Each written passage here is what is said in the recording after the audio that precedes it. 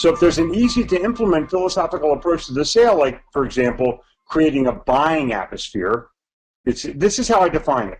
One that takes the emotion of the selling process and converts it to a customer buying process.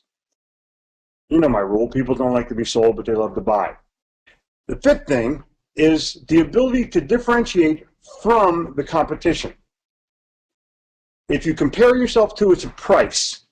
When you differentiate yourself from, it's a value.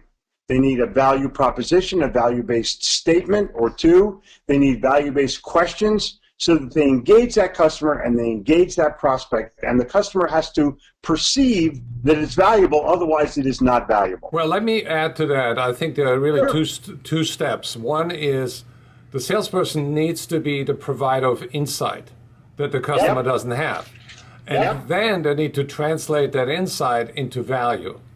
So what I want to do is I want to implant in the mind of the salesperson that they must differentiate from the competition, not compare themselves to the competition. And leadership has a responsibility in that role to be able to create this value proposition that is actually perceived as value. Then the sixth thing is they need to have real-world, hands-on leadership encouragement. They need to sort of feel the love and the support, not the pressure. So this is what I recommend.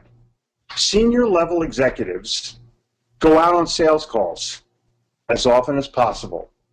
This way, they discover the real world and the real world of making sales that's going to help them when they make the next sales plan. 7, a genuine and generous comp plan. Salespeople need a monetary carrot in order to perform at their highest level. There has to be, and this is 7.5, there has to be internal harmony. Whatever your process is, there has to be an internal process that says sales, accounting, shipping, and any kind of internal administration and management gets along well.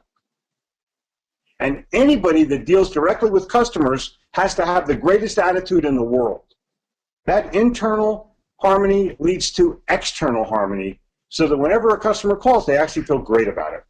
It takes an entire company to create that customer experience. Oh yeah, it's a culture. The 7.5 things that I just gave you are tip of the iceberg. Most of the iceberg, as you know, is not visible because the salesperson is out there with all the support. They're still fighting market conditions, they're fighting customers, they're fighting the competition, and they're trying to gain that competitive, profitable edge. They don't want to deal with people in purchasing or procurement. They're trying to get to a higher level. I mean, these guys are out there fighting literally for their lives and for their company. And that's why the role of the leader should be the friction eliminator for the sales organization. You got it. My non-secret formula for sales success is you give salespeople encouragement and support, and they will give you sales.